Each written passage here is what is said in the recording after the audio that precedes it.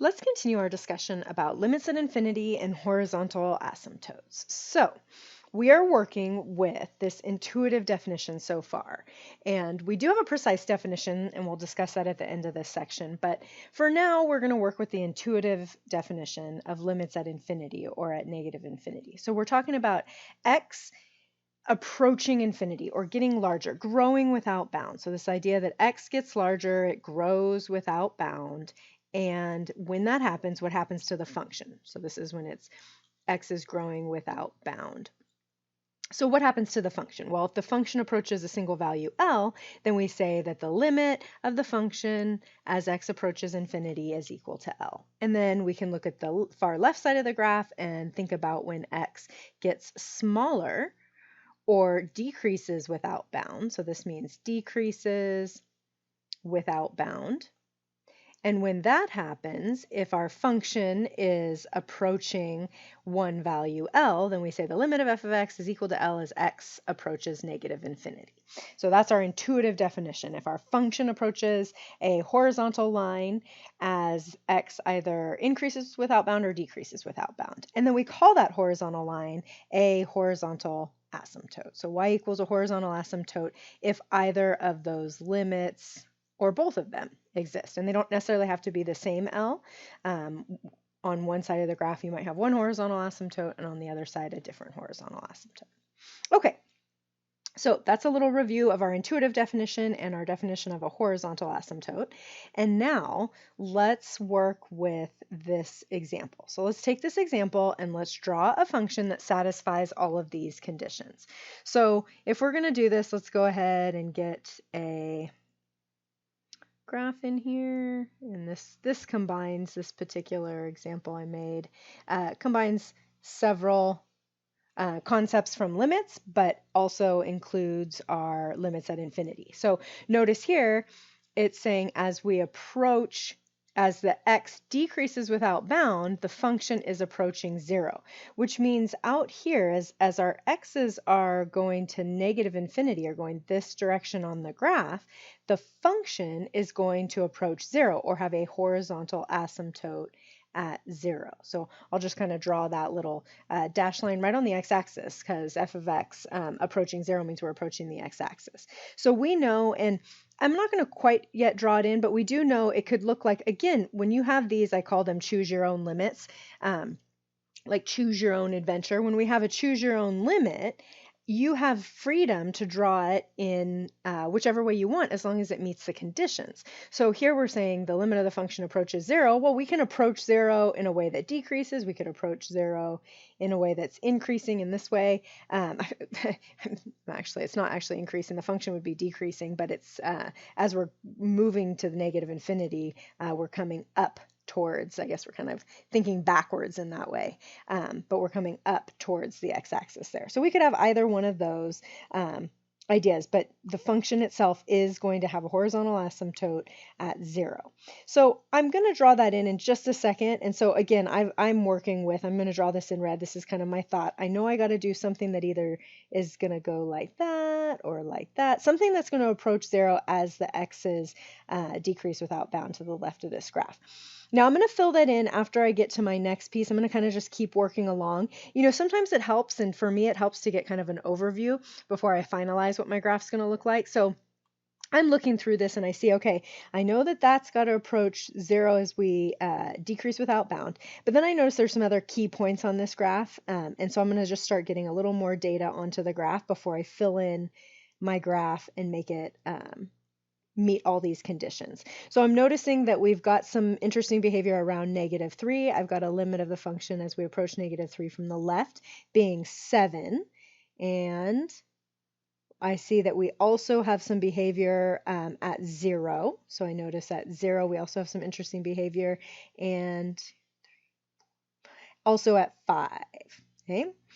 And I'm noticing here, I'm going to move my graph down because I also notice I need to get up to 7 and I didn't give myself enough space on my graph here. So I'm just going to scoot that down so we can make our y-axis a little bit bigger, a little bit taller, and have all the points we need on it. Let's see if I can get that lined up. Okay, so I'm actually going to increase my y-axis just a little bit here. I noticed that I needed to have, as we approach -3, I noticed I needed to be up at 7. So 1, 2, 3, 4, 5, 6, 7. There's 5 and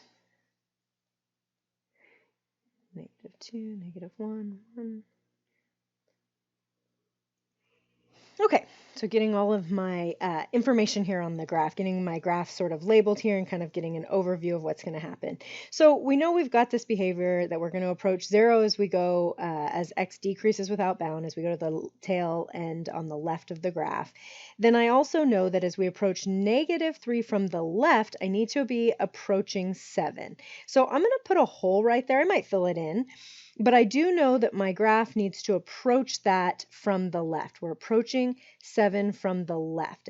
As the x's are marching in towards -3 from the left, my function needs to be approaching 7.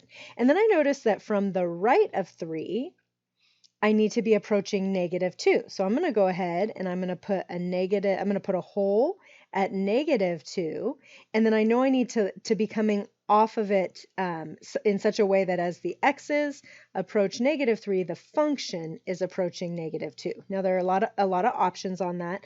I went up, but we could have gone down, or we could have gone a straight line. Lots of options there, and I will fill it in a little more detailed here in just a second. So I'm going to leave it like that for now and finish the information. It says f of -3 is actually, I'm not going to fill in either of those holes because at -3 the function's value is actually 4. So I'm going to put a dot at 4. And now I'm going to finish cleaning up. So I'm looking at this and I'm thinking, you know, I could bring this, so just watch, I could bring this all the way down and then back up like that to approach 0. That's one choice. I could bring this down from the 7 and just trail it along so it's approaching 0, and I think I'll leave it like that. But either way, you've got to make sure you have that horizontal asymptote out at -infinity as the x's approach or decrease without bound, head to the far left of your graph. You need to be approaching 0. The function needs to be approaching 0. Okay, and then I'm going to keep going. So we are done with the -3 piece. So we're done with the first line, but take a look at this piece. So this piece right here that I'm working with now says the limit of this function as x approaches 0. And notice that it is non-directional, right? This means from both, since it's non-directional, it means it's going to occur from both left and right. So we're going to be approaching -infinity as we approach 0. That's a vertical asymptote. So that means that I have some vertical behavior there. That means that there is a vertical asymptote on the graph right at the y-axis.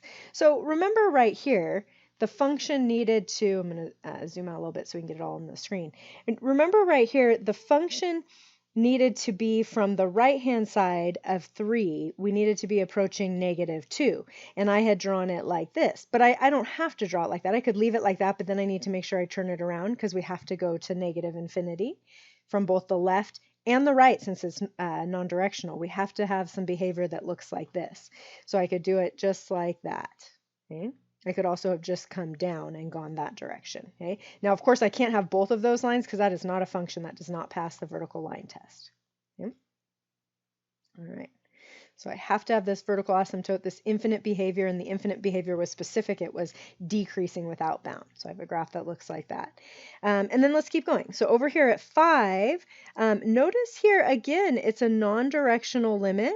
So notice here, so now let's highlight the one we're looking at. The one we're looking at right here says, as we approach 5, the function, as x is approaching 5, the function itself is approaching 3. So the limit of the function is 3 as x approaches 5. And again, I could draw the same arrow here. That does imply that it's from both the left and the right. So on both the left and the right of 5, the function is approaching 3. And so that would mean it's going to do something like that, and then it's going to leave here as well. Okay, so from both sides have to approach 5. Okay, so from both sides we're approaching 5. All right, I'm sorry, from both sides of 5 we're approaching 3. Now, it actually says the next line, so let's highlight the next line. The next line says that the function's value itself. So I drew an open circle there. I might have been filling it in. I hadn't gotten to the next line yet, or the next statement yet. the next condition says that f of 5 is actually 0. So I will not be filling that in. I would only fill it in if f of 5 was 3. Instead, the function is defined to be 0. So I will put a dot on the x-axis where f of 5 is 0. Okay, and now one last condition. And this is saying this is infinite behavior at infinity. So the limit of the function as x approaches infinity is infinity. Well, what does that mean? That simply means that the function, so that means as x approaches infinity, f of x grows without bound. Just remember that when we have infinite behavior, that means growth or decrease without bound. So that simply means that the function, right, here's my function so far, but now as we go out towards this tail end of the graph, maybe I just draw an arrow going up. Something as we head out towards this tail end of the graph, the function is going to be growing without bound. Okay? That's what that means. Infinite behavior at infinity. And that absolutely happens. Okay? So there we go. And that is one of those choose your own function, choose your own adventure. It satisfies all the conditions, but it can look different, right? Of course, I could have drawn this in, turns out, an infinite number of ways, but it has to satisfy those conditions. So when I'm looking at these functions, and these are nice functions to see if you really do understand what each of these different limits is saying. And so you will see some of these on quizzes. But this is a nice way to show your full understanding. Can you draw a graph that meets all of the conditions that are stated? And we do in this case.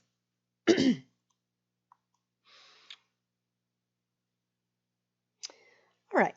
For the second half of this video, I want to actually do some computations of limits and talk about some techniques that we can use, techniques that we can apply from our algebraic toolbox in order to compute some limits. And we're even going to end up coming up with some statements that we could do, some patterns that we could come to for specific types of functions as we do these examples. So let's start with this. Let's suppose we have a rational. This is just a little statement theorem here that dividing by infinity, if we have a rational number and x is either growing or decreasing without bound, then 1 divided by x raised to a power, any rational number actually, has to be 0. We are dividing by something that's getting extremely large. It doesn't matter if it's positive or negative.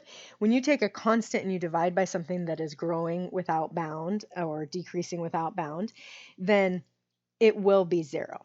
And that is true whether we're approaching infinity or negative infinity. 1 divided by x to a power, when that power is rational, will be 0. Okay? So these are intuitively should make sense. You're taking something that is just getting infinitely large, growing without bound, and you're taking a constant and dividing. I put 1 here, and that's how the theorem is stated, but we actually could put c. We could put a constant here, and this would be true whether this was 1 or a constant. Basically, because you would have c times 1 over x to the r and 1 over x, and taking the limit, just using some limit laws, you would have, if you had c over x to the r, you would have c times 1 over x to the r, which would just be c times the limit as x approaches infinity of 1 over x to the r. But we just said that this piece is 0, so you just get c times 0, which would be 0. So we could actually put a constant on these, and that would still give us a 0. Doesn't matter if it's 1 or any constant, where c is a constant.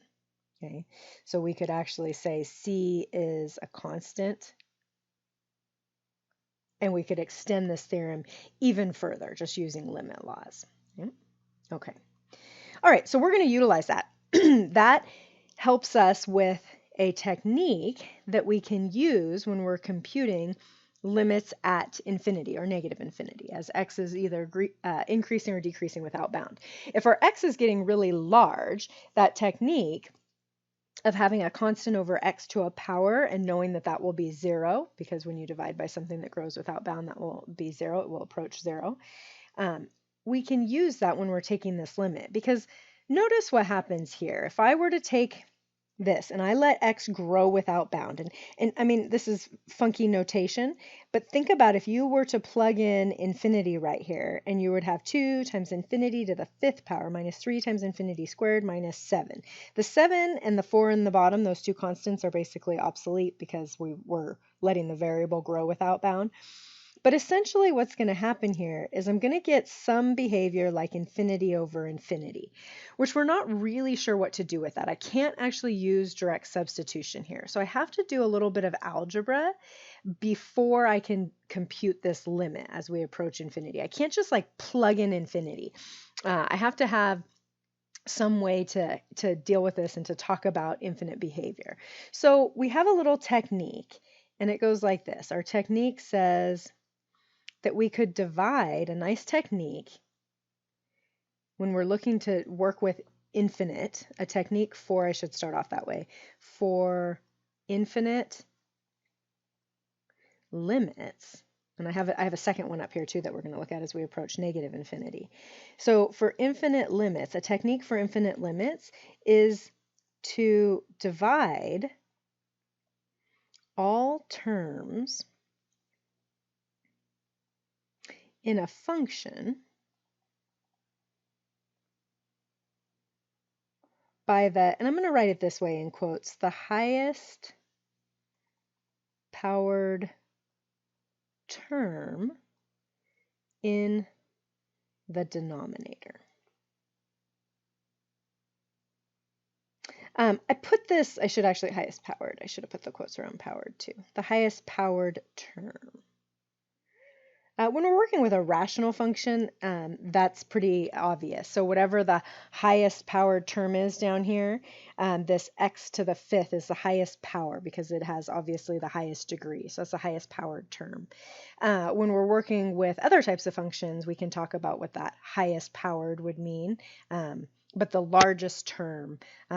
Also, if you're working with a polynomial, the highest powered term, if you've written it in decreasing order, will be the lead term. But I don't want to assume that the polynomials are always written in decreasing order of their terms. That's a nice way to write them, a convention, but not necessarily always the way they come at us. So we're going to just say the highest powered term, or the highest degreed term is another way to say that. Okay, so when I see this limit, I identify that this is the term. And you can take the constant with you. You can divide everything by 7x to the fifth. I'm just going to work with x to the fifth. It's really the variable that we're working with. And so I'm going to take this. I'm going to rewrite it down here underneath our technique. And I'm going to say, I'm going to just rewrite it all together and we'll show all the steps. So this is 2x to the fifth minus 3x squared minus 7. Over 7x to the fifth. And the reason I'm going to do this is so that I can utilize that rule that we just talked about up above, where we said that if you have a constant divided by x raised to a power as x approaches infinity or negative infinity, that will have to be 0. So that's why I'm going to do that here. So I'm going to divide by so that I can create fractions like that. So I'm literally going to divide every term by x to the fifth. I guess I should write this. I'm actually putting two steps together. I am multiplying the top and the bottom by 1 over x to the fifth when I'm using this rule. And then I'm distributing to each of these. So each of these terms is getting divided by x to the fifth. Okay, so that is the technique that I'm using, and I am using some algebra and kind of combining some steps right there. So I'm not changing the function. I'm simply just using some algebra to rewrite the function in a way maybe that is going to be easier to compute the limit. It's going to give me I can apply the rule that we just had up above. So I divide everything by that highest power from the denominator. And then notice what I get here. I get a series. The first term actually becomes just 2, and then I have 3 over x cubed minus 7 over x to the fifth. And on the bottom, that first term actually becomes just 7 plus 2 over x squared plus 4 over x to the fifth.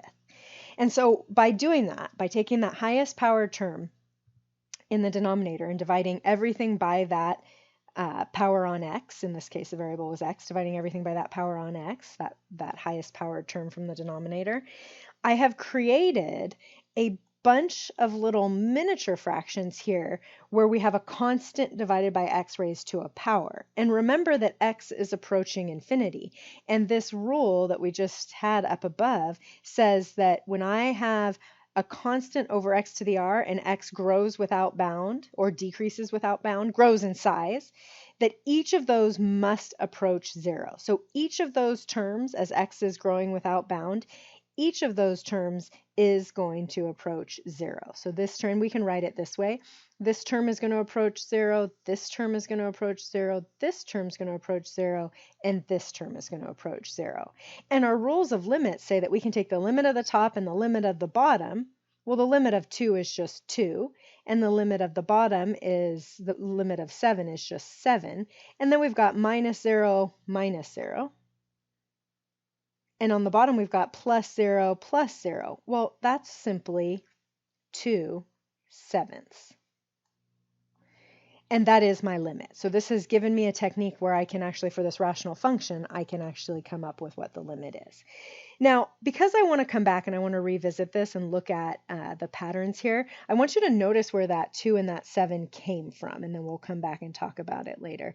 Notice if we go back to our original here, it was 2/5 over 7x to the 2x to the 5th over 7x to the 5th. Notice that those two terms, they were the highest powered term in both the numerator and the denominator, and they had the same power. And notice the coefficients, 2/7, and notice our limit, 2/7. So that is a pattern that we're going to talk about after we do a couple more of these. So kind of keep that in mind. We'll come back and look at that. But let's do another one. Okay, so let's do another one, and actually let's do 2 more. I want to show you guys the pattern here. So let's take this one. This time we're approaching negative infinity, but the idea is the same. Look for the highest power term. In this case, it is x squared, and divide everything by x squared. Okay, or another way to think of that: multiply top and bottom by 1 over x squared, distribute, and then simplify. So this is going to become 3 over x minus 1 over x squared divided by 1 plus 2 over x squared. Okay? So I just divided everything by that x squared term. That was the highest powered term in the denominator. Divided everything by x squared, and notice what I end up with. I end up with 3 little miniature fractions in the numerator that as I let x decrease without bound, so x is getting infinitely large in a negative way, but like infinitely large in size. And we're taking a constant and we're dividing by something that is infinitely large. It is, the sign is going to vary depending on the power on x, but it is going to approach 0. All of these little terms, as x approaches negative infinity or decreases without bound, each of those terms approaches 0, gets infinitely small. That's another way to say approaches 0, it gets infinitely small. So in the top we actually have 0, in the bottom we have 1, but 0 divided by 1 is simply 0. Okay? So that limit is 0. Okay? All right. So, and something of note right here, when we're looking at this, notice that the degree of the numerator is, which we're going to call p of x, notice that the degree of p of x is less than the degree of q of x. Okay? On the previous one, the 2 degrees of these two, we'll call the top p and the bottom q. Notice here that the degree of p of x actually was equal to the degree of q of x. Okay? And I just want to come up with a little pattern. There is a pattern here. We can always go through the technique, but there's a pattern that's going to arise. Okay, so let's do one more. So notice on this one, before we even start it, notice on this one that the degree in the numerator, the p of x, is actually greater than the degree of q of x, okay? Which is the bottom. So p and q. We're going to look at what actually happens when we have a rational function. Okay, so we're going to talk about what happens with these rational functions. But let's do one more example before we generalize these rational functions. So following the process, we look at the denominator. The highest power in the denominator is x. So I'm going to divide every term in this rational function by x. Or another way to think of that, I'm going to multiply top and bottom by 1 over x, and then I'm going to distribute. I'm just going to do those steps all at once to save some time. Okay, I'm going to divide everything by x, and I'm going to see what happens. So this becomes the limit of the function after I reduce it. This becomes 5x plus 1 over x divided by 1 minus 7 over x. So I reduce it down, and this is the expression that I get, the function that I get actually. Okay, get it all reduced. Okay. And then two of these terms approach 0 because x is growing without bounds. So these two terms are going to approach 0. Now what happens with the rest of it? Well, the denominator is going to be 1. But what happens in the top? Technically what we have here is a 5 times something that grows without bound, right? We're approaching infinity here. X is getting infinitely large. And then we're taking something that is infinitely large and we're multiplying by 5. So we're taking something that is already infinitely large and then we're making it 5 times bigger. So that gets even bigger, right? Like approaches infinity at an even faster rate, 5 times as fast. So this gets infinitely large, okay? Well, how do we, infinitely large also means grows without bound, right? Well, how do we express grows without bound? Well, we use the infinities, right? When something grows without bound, we use infinity to capture that behavior. So this answer here for this limit is actually infinity. This particular function, if you think back to the graph that we did at the beginning of the video, this particular function, who knows what's happening here? That doesn't really matter. As we are approaching infinity, this guy is approaching infinity. It is growing without bound. So that's what it means when we say that the limit at infinity is infinity. That means that the function out at the far end on the right side of the graph in this case is infinity. Now, if we had been going the other direction, so just note, one little note here. Note if we had taken this same one and let's just say we had been going to negative infinity instead, our process would have been exactly the same, but our answer would have been decreases without bound instead of increasing without bound. Okay?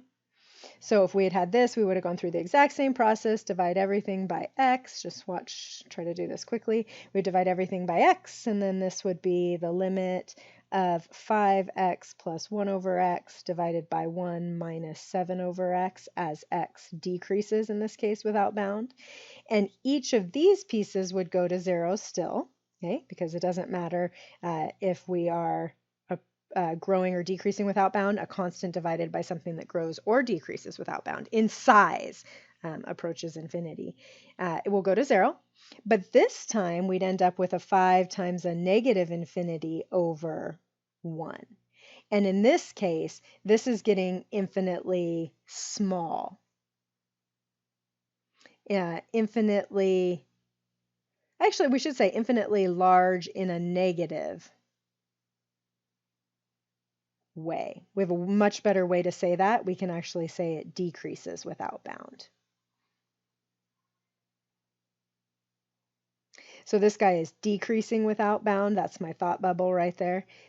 This guy is decreasing without bound, which we capture by saying that this is approaching negative infinity.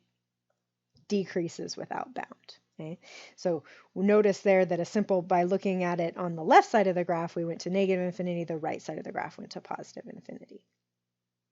Okay, so these 3 examples actually give us some patterns, and I want to just talk about the patterns that are occurring here. So these 3 examples, if I can get them all up on the screen at once, and I know they're kind of small, but let's see if we were across our 3 different boards up at the front, and we could come back and we could look at them. And I know our other examples, I think we'll have to put those on the next video, but our other examples are down there at the bottom too. But these 3 examples are all rational functions. And notice that when the degrees of the 2 polynomials in the rational functions are the same, we're getting just the coefficients. We're getting the ratio of the lead coefficients. And that's what happens because as we head out towards infinity or negative infinity for that matter, the function will behave if it has the same degree polynomial in the top as it does in the bottom. It's going to behave like the constant ratio of its 2 coefficients, lead coefficients. And then the second case, of course, is if the degree in the numerator is less than the degree in the denominator, then the function is going to approach 0 at the two infinities as x decreases or increases without bound, because the denominator is going to dominate, right? It has a higher power. It will dominate as x grows or decreases without bound.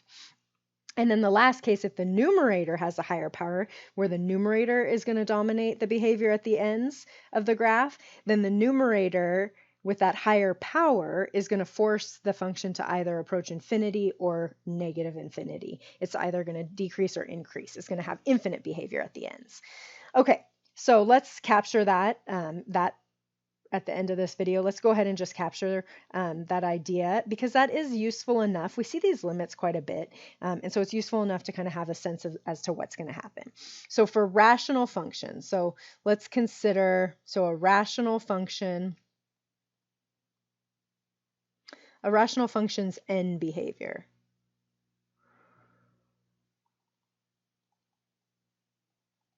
End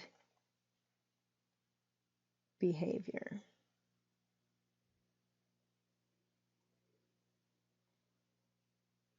So rational functions end behavior, we actually have 3 different scenarios. So if we've got the limit as x approaches negative infinity of p of x over q of x, or the limit as x approaches infinity of p of x over q of x, we've got 3 possibilities. And the 3 possibilities are like this. If the degree of p of x equals the degree of q of x,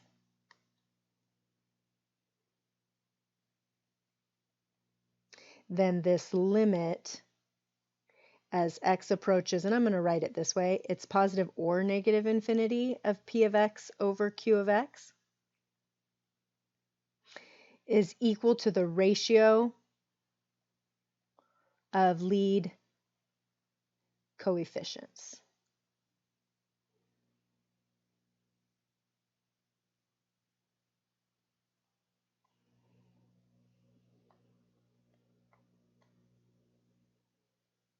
Coefficients. I'm going to abbreviate there so I don't run off the screen. Okay. And the second possibility, if the degree in the numerator is less than the degree in the denominator, so the denominator has a higher power, meaning the denominator is going to dominate, then the limit as x approaches either of the infinities, as x either increases or decreases without bound, then that limit is going to be 0. And the third possibility, if the degree in the numerator is larger, we're going to have infinite behavior, and you do have to go through the work to see which of the infinities it's going to approach, if it's going to approach positive or negative infinity. But it will have, I will say this, q of x, we can write it this way, it will have infinite behavior. So at the infinities, if the degree of the numerator is larger, then the function itself will have infinite behavior. Okay. All right, so that's worth, and it kind of ran into my little thought bubbles here. We could just erase that thought bubble from that last example. It's worth saying here that we've got a nice little pattern for rational functions at the infinities. This helps when we're getting into graphing, and for a variety of reasons we run into rational functions and we want to know what's happening at the ends of the graph, at the far ends of the graph. And so it's worth kind of coming up with this nice little, I mean, we could call it a theorem, we can actually prove it, but we don't even have to call it a theorem. We can just say this is just end behavior of a rational function. You don't have to memorize this by any means. You can always just remember the technique, which is to divide by the highest power of the denominator, and you'll get to the same result. Kind of nice of those 3 examples that we just did.